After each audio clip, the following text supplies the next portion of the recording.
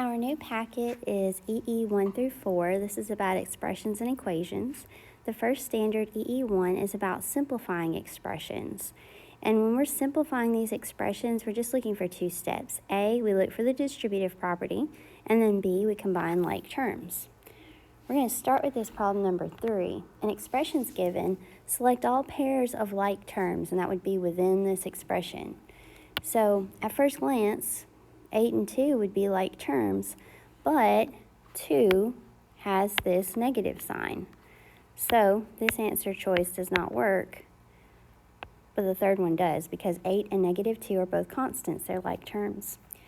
Looking at our next one, 2/5 x and 0.3x, well, those would be like terms, but looking in our expression, we have this negative 0.3x. So that one doesn't work. But this choice over here does work because 2/5 x and negative 0.3x are listed in the expression. And our last one, these are both terms in the expression, but one of them has x, the other has z. They are not like terms. Number 1 says an expression is given. Write an equivalent expression by combining like terms. So when we're simplifying, first we do look for distributive property, and we do not have that here. But we do have these like terms, 9x and negative 6x. And all we do is combine them and say, well, if I have 9 x's, I subtract 6 x's, I have 3 x's. I'll bring down that minus 7y, and we're done. On number 6, find the difference of the two expressions. Well, the first expression, 4/5 k plus 1, I can just bring that down. There's nothing else I can do with that at the moment. But then I have this negative or minus 3/5 k minus 2. So I'm just going to, it's like I'm saying a negative 1, and I'm going to multiply it by each term. Or if you can think, if I'm just multiplying every term by a negative sign, it's just going to change their signs. This was positive 3/5 x, now it's negative 3/5, k, not x. And then negative times negative 2. A negative times negative 2 is a positive 2. And now I just look to see what like terms I have. I have 4/5 k minus 3/5 k is 1/5 k.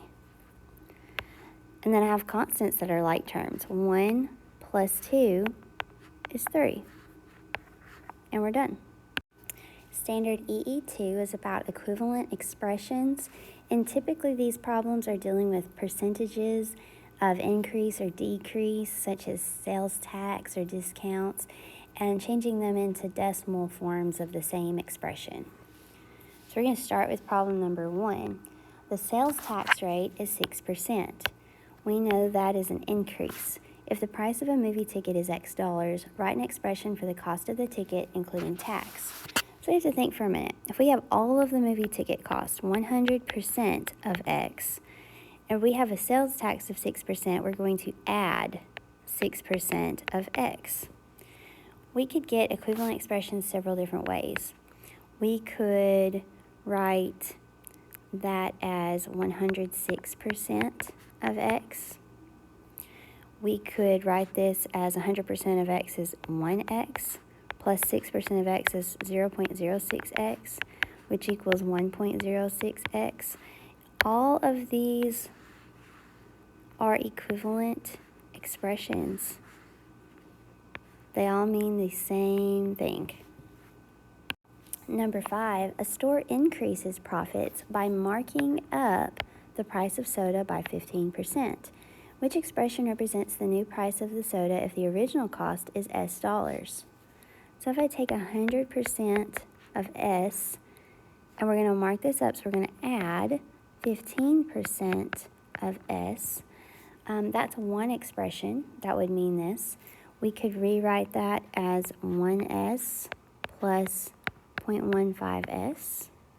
We could write this as 1.15S when we add those together, which happens to be answer choice B.